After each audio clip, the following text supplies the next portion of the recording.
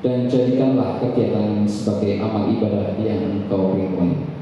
Rabbana taqabbal minna innaka antas samiul alim. Ibu Kabid di lingkungan Bapak Litbang, Bapak Ibu perencana program dan hadirin yang kami hormati.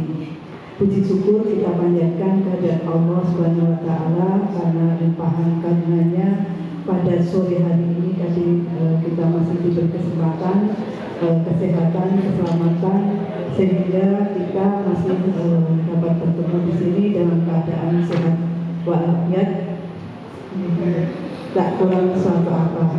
Sholawat dan salam senantiasa kita aturkan untuk junjungan kita Nabi Agung Muhammad SAW. Semoga kita semua besok mendapatkan syafaatnya di yaumil akhir. Bapak Ibu yang kami hormati, pada kesempatan ini kami mendapatkan tugas dari Pak Asep ini terkait untuk menyampaikan review dokumen perencanaan pembangunan. Beberapa waktu yang lalu, tepatnya tanggal 25 November, kami telah mengundang Bapak teman-teman dari perencana maupun program di lingkungan pada perangkat daerah di lingkungan pemerintah Kabupaten Batang pada kegiatan kami untuk bidang pengawasan penyelenggaraan urusan pemerintah daerah dan juga pemerintahan desa.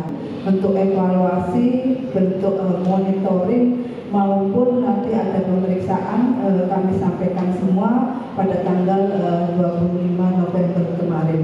Harapannya dari teman-teman lainnya dan harapannya kami terkait dengan pengawasan yang memang kita sampaikan jauh-jauh hari. Jadi untuk kesiapan dari perangkat daerah, walaupun pada saat kemarin tidak kita sampaikan 24.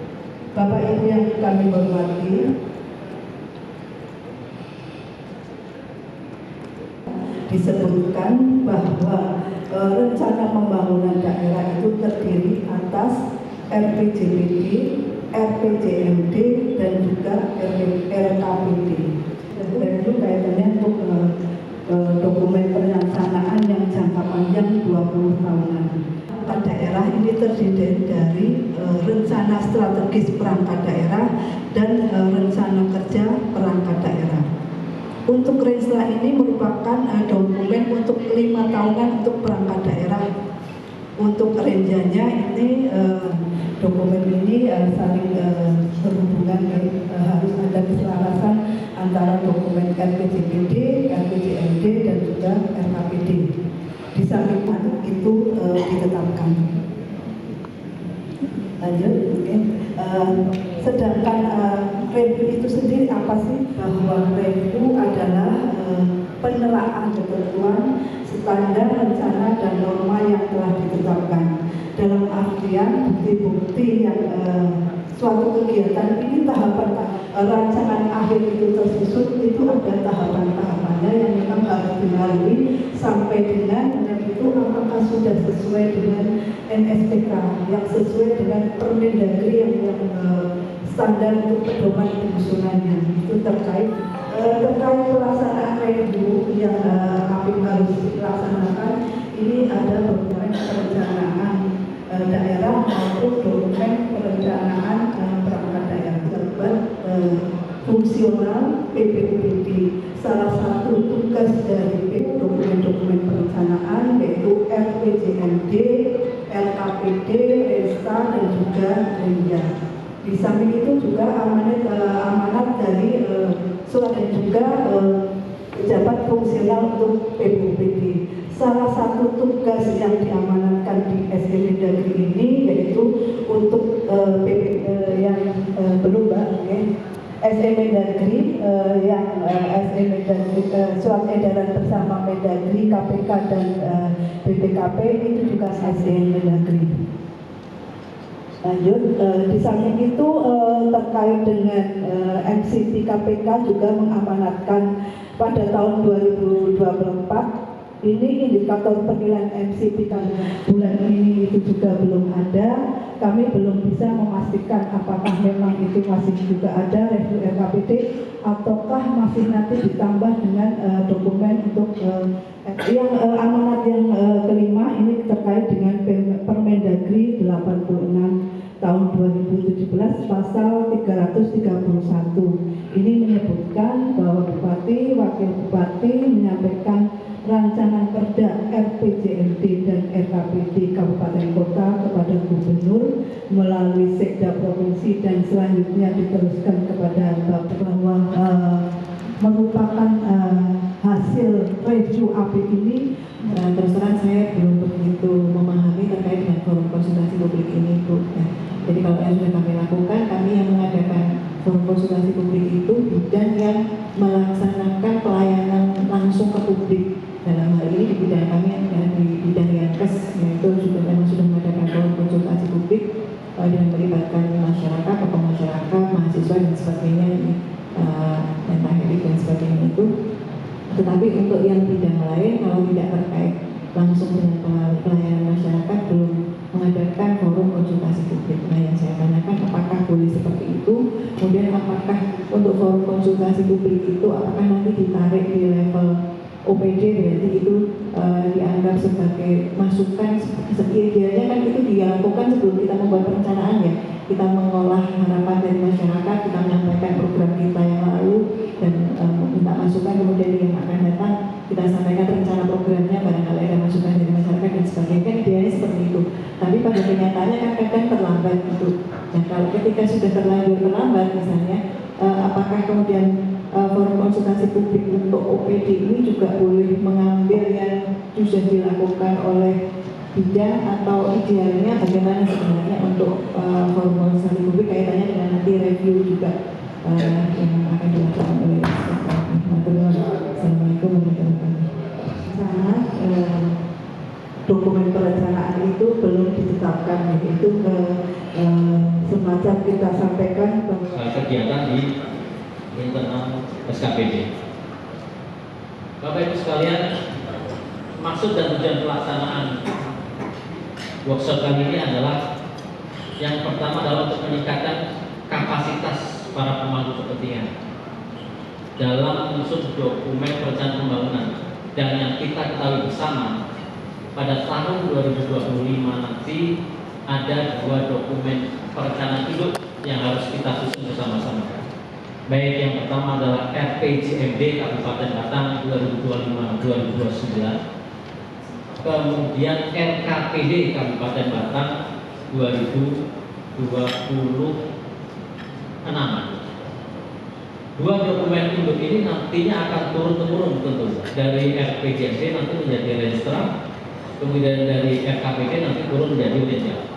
Sehingga tujuan pelaksanaan workshop sore ini adalah satu, untuk mengintegrasikan pendekatan pohon kinerja. Saking kami teringat-ingatnya pohon kinerja, ketika ada assessment baik seleksi terbuka JPT maupun kemarin ada ASN berprestasi, diminta oleh psikolog untuk menggambar satu tubuh lekas, yang kedua untuk menggambar pohon. Kami menggambarnya pohon kinerja, tidak terima pohon itu pohon dunia, menggambarnya pohon kinerja. Jadi saking ternyata dengan pohon kinerja dan SCT beliau ini.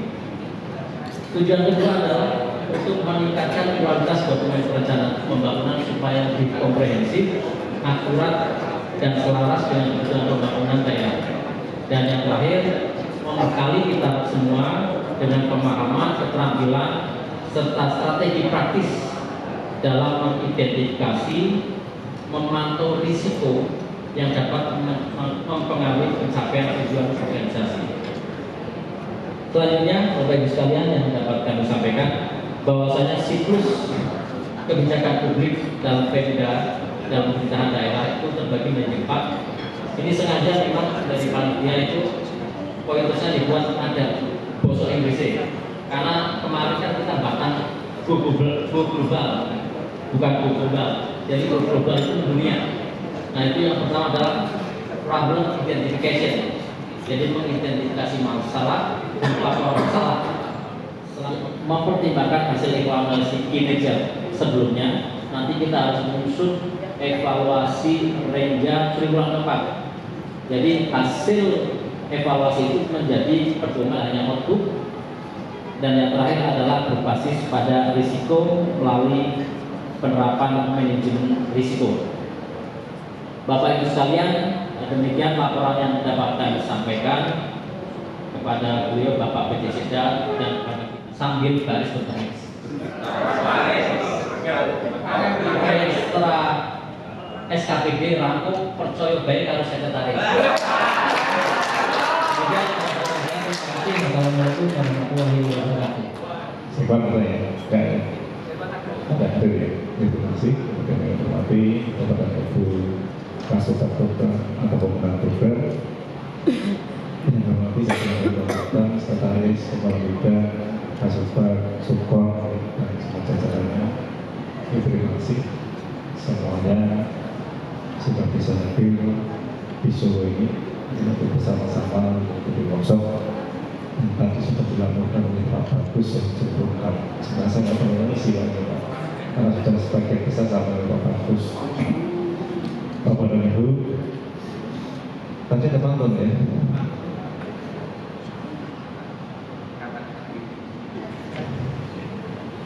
Teplak tinggal saya, terosopin Pak Bagus menengah.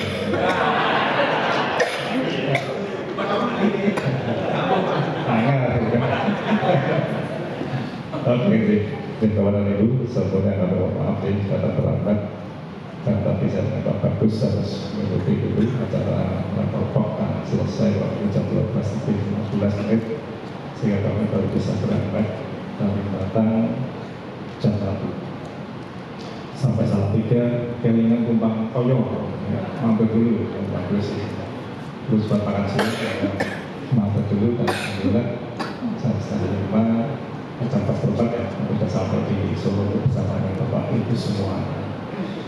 Saya sampaikan 3 bulan ke depan juga harus kita susun. Nanti Pak Bagus baru berikan 2. Ya.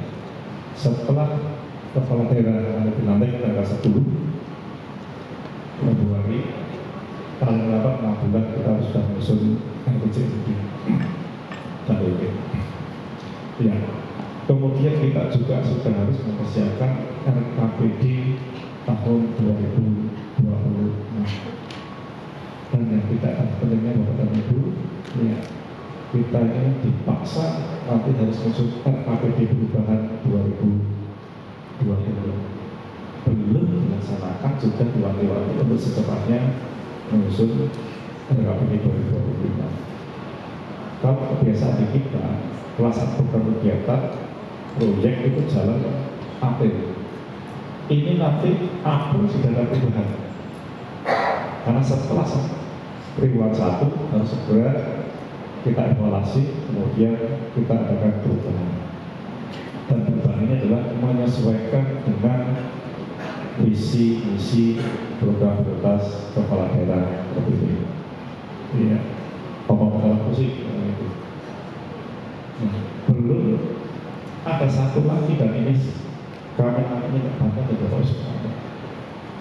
Harapan kami, ya, harapan kita semua, Bapak Ibu kita semuanya sehat. Ya, karena dalam waktu dekat ini kita harus ngobrol upgrade RK apa? Ya, kita berupgrade. Saya sudah duduk, Pak Sep sudah informasikan ada surat dari Kementerian Keuangan perubahan revisi rincian dari DA. Betul ya? Sudah dirubah.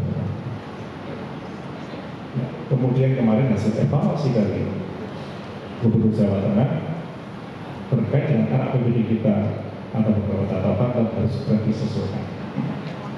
Ya, salah satu contoh adalah mandatar spending, ya, yang harus kita cukupi. Ya, untuk inspektorat mau tidak mau Pak Agung, ya, mau tidak mau dengan harus menghabiskan 10 miliar sekian di luar gaji itu ya.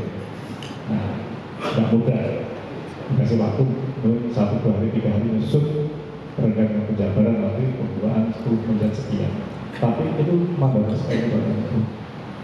Belum kita khawatirkan nanti Yang satu saya susun adalah terkait dengan makan berdiri gratis. Ya, kalau nanti turun dan ada pendampingan, duitnya dari mana? Kita siap semua kepada itu terjadi sebuah revolusi. Ya, belum lagi terkait nanti di RKPD perubahan, semua kita sesuaikan program kegiatan kita untuk mendukung program prioritas atau visi dari kepada RKPD. Ya, ini beberapa hal yang akan cukup merepotkan kita semuanya, tapi mau tidak mau ya harus kita laksanakan. Kalau Pak Bagus pengen jadi transfer program ya dibuat saya teplak dengan saya kalau saya pengen ya senang lagi itu loh pada itu ya bahwa dan itu hari ini ya, nanti kita bersama-sama untuk menggunakan workshop ini paham dan berada dari kita. Alhamdulillah tadi dilaporkan bahwa sekretaris itu semuanya ini, sehingga akan memperingat juga teman-teman dari pemegang program. Nah sekretaris ini contohnya Pak Bagus ini di tempat kami mau sebagai sekretaris memimpin sekretariat, sekretaris yang memimpin menjelaskan semua bidang kudu ngerti kabeh. Satu untuk alhamdulillah tahu semuanya. Stamina saya tahu Pak ya. Ya. Nah, ini orang itu. Jadi ya untuk mempersingkat waktu, karena tadi saya juga diminta oleh Pak Asep untuk menyampaikan materi, tapi nanti tidak banyak karena sebagai tadi sudah disampaikan oleh Pak Bagus. Sekali lagi saya ucapkan terima kasih, selamat untuk mengikuti workshop. Semoga kegiatan workshop ini nanti bermanfaat bagi kita dalam rangka nanti kita mengusung perencanaan baik nanti perubahan di 2025 maupun perencanaan 2026 termasuk perencanaan RPJMD 5 tahun ke depan. Bapak dan Ibu yang kami hormati semuanya, dengan mengucap Bismillahirrahmanirrahim, workshop penyusunan dokumen perencanaan pembangunan Kabupaten Batang pada hari ini hari Senin tanggal 9 Desember tahun 2024 bertempat di Hotel Mulia Solo secara resmi saya nyatakan dibuka dan bisa dimulai. Kemudian ya, keberatan sampaikan terima kasih. Assalamualaikum warahmatullahi wabarakatuh. Oke, next. Ya, saya akan lanjut aja nih menunggu bersama dengan Pak Bagus, Pak Asep untuk terkait dasar hukum. Ya. Kemudian berikutnya adalah capaian indikator mampu. Ya, dalam 5 tahun terakhir. Saya terima kasih kepada Anda semuanya nih.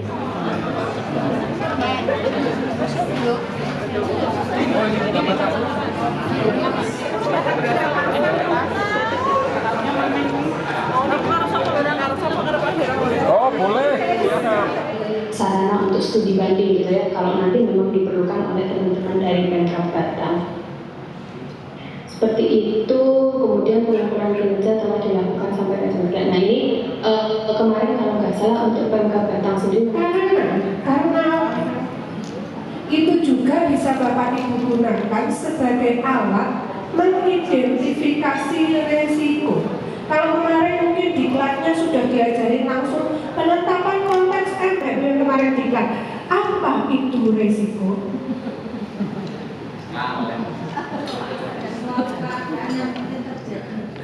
Yang mungkin terjadi itu apa? Yang mungkin terjadi itu apa? Yang mengganggu Yang ini menjadi mengganggu. Yang diajar mengganggu dan menghambat saja. Apa bedanya dengan masalah? Sudah terjadi kalau masalah yang disebut risiko.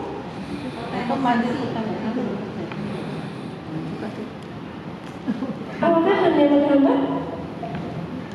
Inilah yang tadi sebenarnya ada hubungannya dengan yang namanya kohon kinerja.